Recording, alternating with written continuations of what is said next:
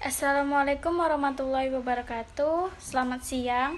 Perkenalkan saya Wiskalia Naryadi Putri. Saya sebagai moderator dari kelompok 9 yang beranggotakan Suci Amelia Putri, Sunu Agung Prasetya, Tika Wahyuni, Valentino Rossi, Wahyu Wandari, Zamzami, dan saya sendiri Wiskalia Naryadi Putri sebagai moderator.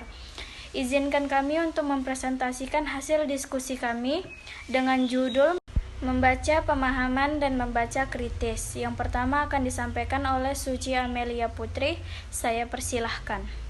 Assalamualaikum warahmatullahi wabarakatuh.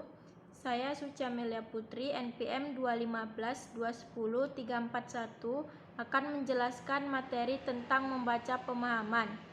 Yang pertama ada pengertian membaca pemahaman.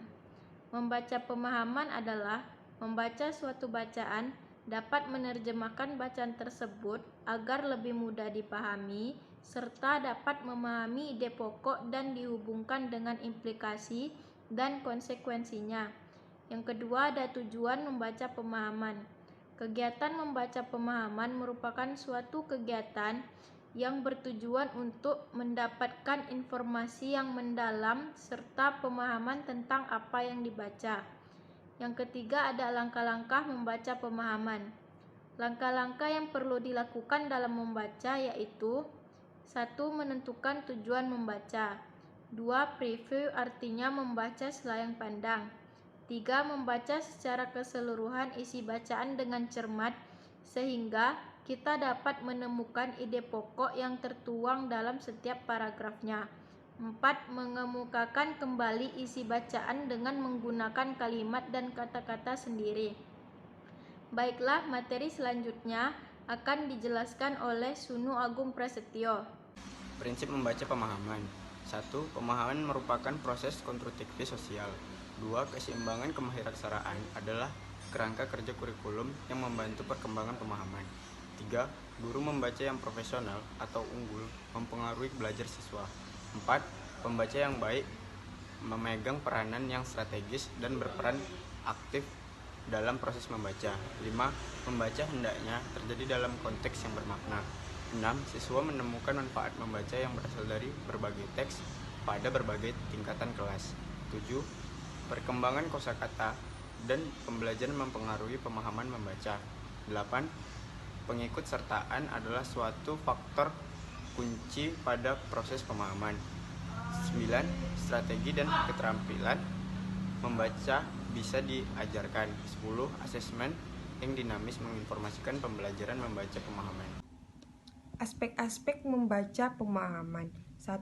Memahami pengertian sederhana. 2. Memahami signifikansi atau makna, maksud dan tujuan, pengarang, relevansi atau keadaan kebudayaan, reaksi pembaca. 3. Evaluasi atau penilaian, isi, bentuk. 4.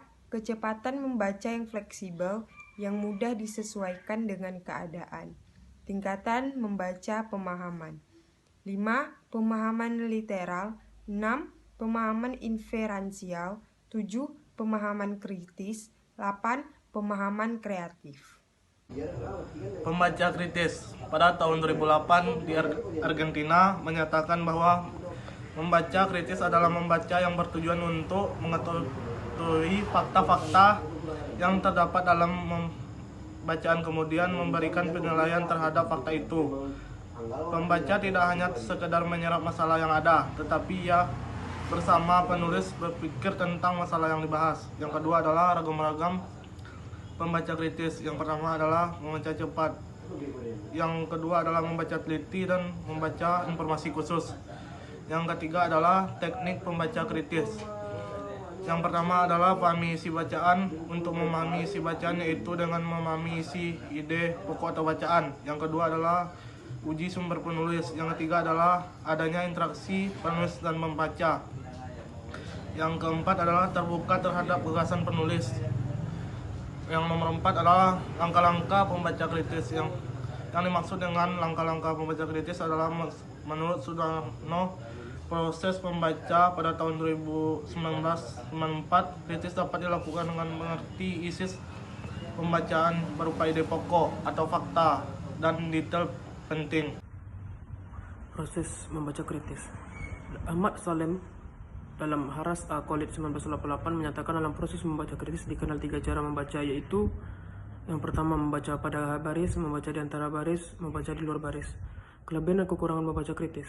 Kelebihannya adalah bisa menambah wawasan dari informasi yang dibaca, mampu menganalisis setiap tulisan dari penulis bersama fakta yang ada, bisa memberikan informasi terkait isi bacaan, apakah itu fakta atau opini, atau bahkan informasi yang salah, menilai tulisan agar lebih baik. Kekurangannya adalah seseorang yang menjadi pembaca kritis harus mampu menggali informasi kebenaran fakta atau pendapat penulis, dan ini butuh latihan serta wawasan luas.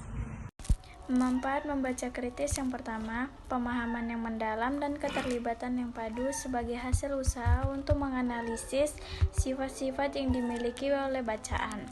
Yang kedua, kemampuan mengingat yang lebih kuat sebagai hasil usaha memahami berbagai hubungan yang ada di dalam bahan bacaan itu sendiri dan hubungan antara bahan bacaan itu dengan bacaan lain atau dengan pengalaman membaca. Yang ketiga, kepercayaan diri sendiri yang mantap untuk memberikan dukungan terhadap berbagai pendapat tentang isi bacaan. Terima kasih.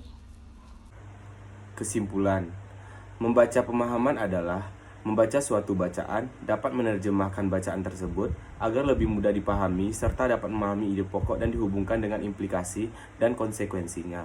Di dalam membaca pemahaman, terdapat aspek-aspek, tujuan, tingkatan, dan langkah-langkah membaca pemahaman.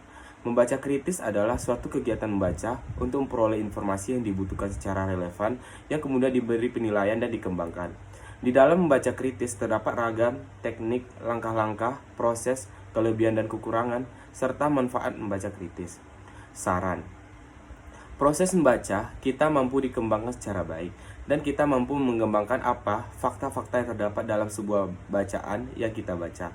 Untuk itu, memahami pengertian, cara atau teknik serta pemahaman tentang membaca kritis sangat diperlukan dalam pembelajaran, terkhusus untuk mahasiswa yang memang dituntut untuk terus serta mampu membaca secara kritis.